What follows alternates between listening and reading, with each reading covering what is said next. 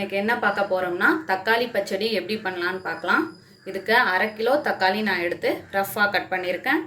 1/4 teaspoon மஞ்சள் தூள், 2 teaspoon மிளகாய் தூள், ஒரு 1/2 டீஸ்பூன் அளவுக்கு வெல்லம், வறுத்து அரைக்கக்கூடிய மசாலாவுக்கு தேவையான பொருள் என்னென்னா 1/2 டீஸ்பூன் வெந்தயம், 1 டீஸ்பூன் கடுகு, 1 டீஸ்பூன் சீரகம், அவ்வளோதான். உப்பு, எண்ணெய் தேவையான அளவு. இப்போ செய்ய ஸ்டார்ட் பண்ணலாம். ஒரு மிக்ஸி ஜார் எடுத்துட்டு அதில் தக்காளியை சேர்த்து அரைச்சி பேஸ்ட்டாக எடுத்துகிட்டு வந்துடுவோம். நல்லா ஃபைன் பேஸ்ட்டாக அரைச்சி எடுத்துகிட்டு வந்துடலாம். இப்போ பாருங்கள், இந்த அளவுக்கு நம்ம அரைச்சி எடுத்துகிட்டு வந்தாச்சு. இப்போ ஒரு கடாய் வச்சாச்சு.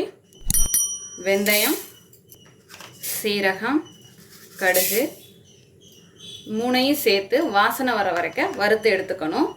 எண்ணெயே ஊற்றலை, வெறும் கடாயில் வறுத்து எடுத்துக்கணும். ஃப்ளேம் மீடியம் ஃப்ளேம்லேயே இருக்கட்டும், கருகிடாமல் பார்த்துக்கோங்க. இப்போ வாசனை வந்துட்டு கடுகு வெடிக்குது. இந்த ஸ்டேஜில் ஃப்ளேமை ஆஃப் பண்ணிவிட்டு இதை ஒரு பிளேட்டில் மாற்றிட்டு பொடி ஆறுனதும் பொடியை அரைச்சி எடுத்துகிட்டு வந்துடலாம். இப்போ அதே கடாய் வச்சுட்டு 1 டேபிள் ஸ்பூன் அளவுக்கு எண்ணெய் சேர்த்துக்கோங்க. நம்ம தக்காளி பேஸ்ட் அரைச்சி வச்சுருக்கோம்ல, அதை ஆட் பண்ணிக்கலாம். இது போல் ஜாரை அலசி இந்த தண்ணி சேர்த்துக்கலாம். இது நல்லா கொதித்து பச்சை ஸ்மெல்லு போகணும். கொதிக்கட்டும்.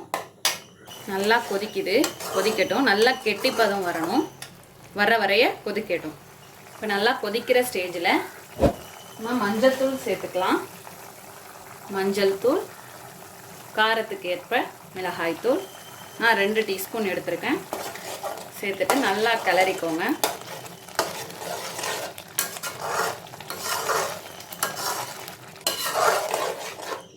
நல்லா கொதிக்கட்டும், வேகட்டும். இப்போ பாருங்கள், நல்லா கொஞ்சம் திக்காக வந்துடுச்சு. வர்ற ஸ்டேஜில் நம்ம இடித்து வச்சுருக்க வெல்லம், பச்சடிக்கு தேவையான அளவு சேர்த்துக்கிறேன். சேர்த்துட்டு நல்லா கிளறி விட்டுக்கோங்க.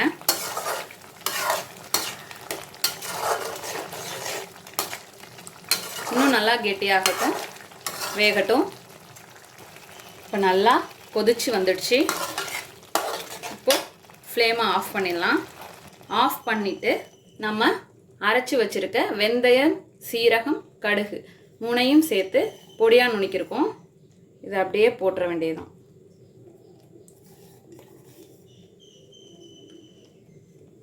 இதை சேர்த்துட்டு கிளறிக்கோங்க.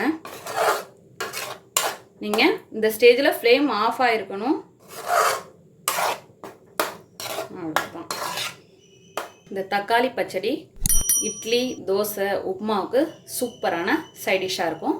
இதே போல் நீங்களும் உங்கள் வீட்டில் செஞ்சு பார்த்துட்டு எப்படி வந்துச்சுன்னு கமெண்ட்டில் சொல்லுங்கள். தேங்க்யூ.